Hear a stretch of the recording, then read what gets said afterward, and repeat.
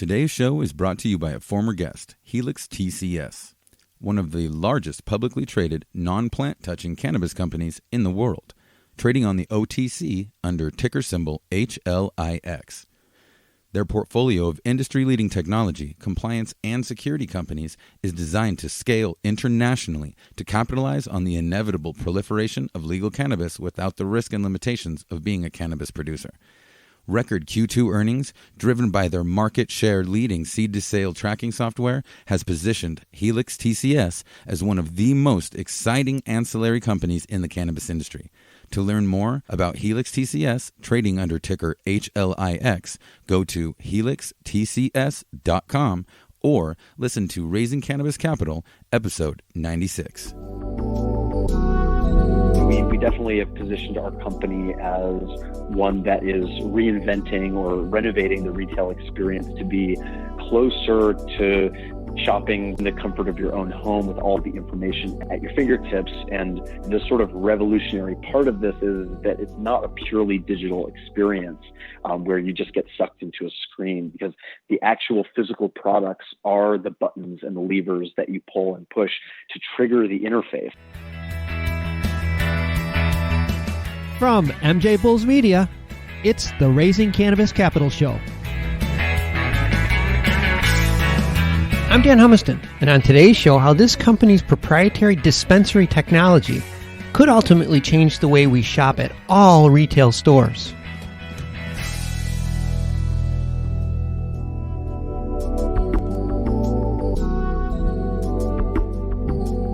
Today on Raising Cannabis Capital, we are joined by the Peak Beyond, Jeff LaPena and Bill Stark.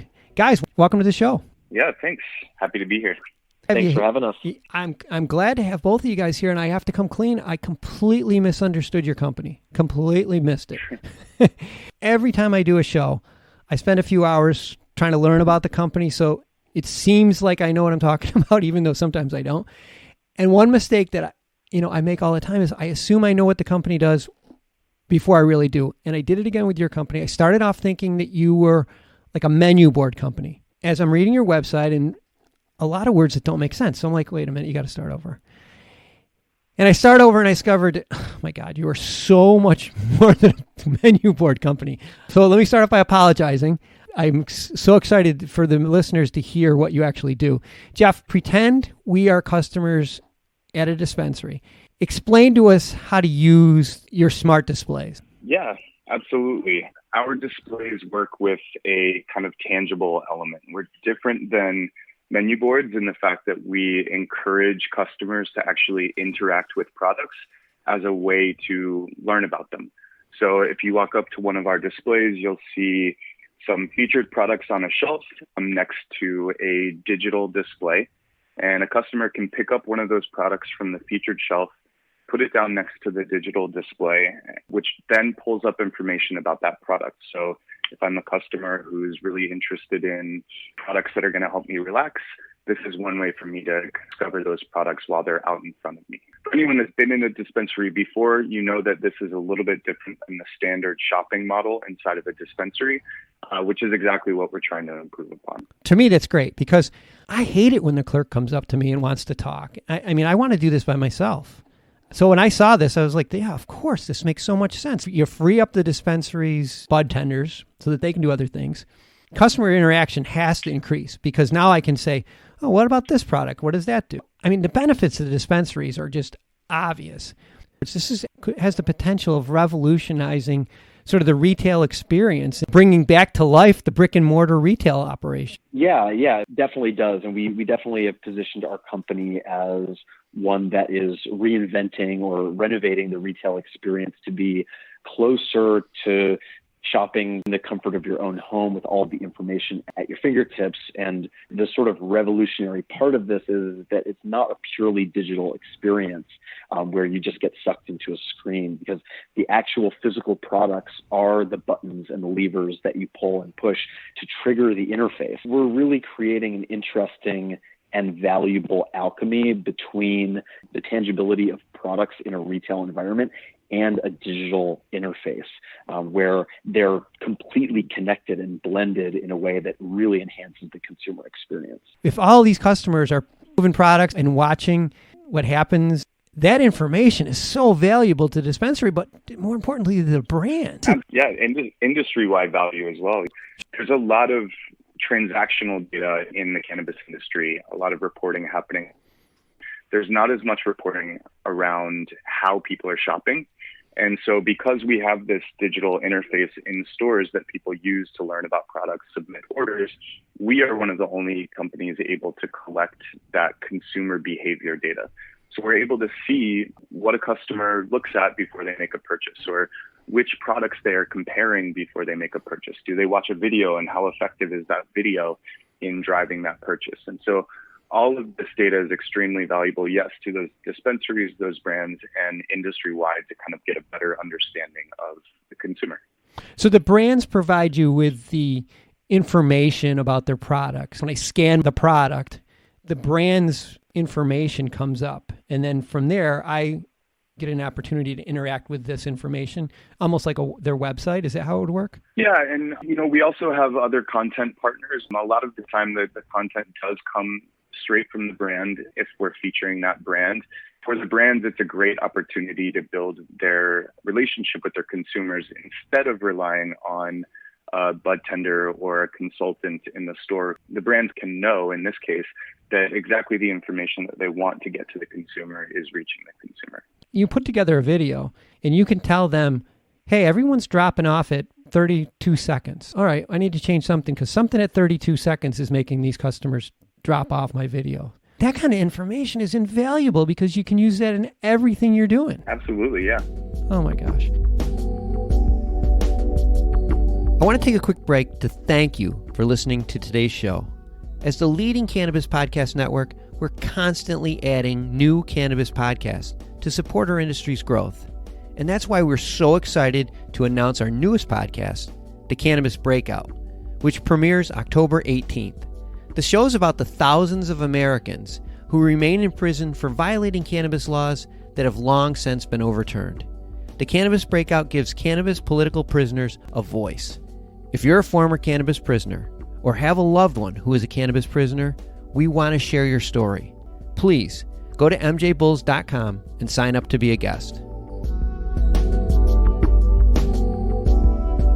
Bill, you got to have the easiest job going.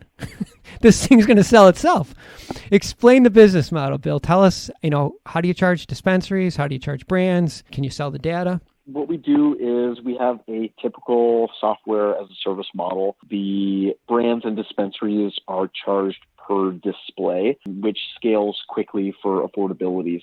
$1,500 activation fee and $500 a month. That would be like for one display. Mm-hmm. And then as the store or the brand scales, the price per display goes down significantly. Yep. Our average smart stores pay around $4,000 a month and have anywhere between 10 and 20 displays. That's so reasonable because you pay way more than that for having employees. When you add up all the extra costs that are associated with having those employees just wandering the floor, you're saving money at $4,000 a month. For both of the use cases, we're able to capture the behavioral data. A lot of the brands, that's really what they're paying for is our data reporting. And some of our use cases, we're seeing 300 customers a day on branded displays. So Dan, I just want to clarify our different offerings. So we do have a brand product and we do have a dispensary product. Those are separate.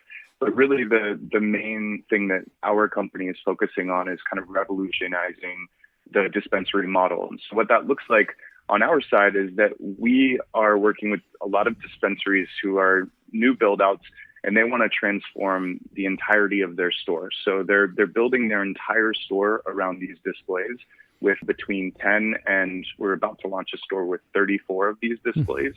So literally the entire shopping experience is based on this method of product discovery. And so I just wanted to make that clear for you. Yeah, it really is apparent in your website. It's so much clearer to appreciate this when you look at your website and you see how the displays are. They're just, it makes a lot more sense. I can see where you're going, and I love the reoccurring revenue. Every month, you just know it's just coming. You can build your budgets around it, and you can plan for it. It's so good. So you have a killer product, and it's in the market. So what's next? Yeah, so really it's a sales and marketing push. We're opening a new round right now. We want to grow faster than we are. We've got a number of stores kind of opening up in the next coming while, and we want to just accelerate that growth as quickly as we can. And I suspect there's a lot of upfront costs, and Bill needs people helping him with the sales. And at this phase of your company's life, it's in a very expensive period. What kind of opportunities are there for investors to participate in this growth? We have a round right now that is just opening up. We're raising $1.5 million. We're shooting somewhere between $11 and $12 million valuation.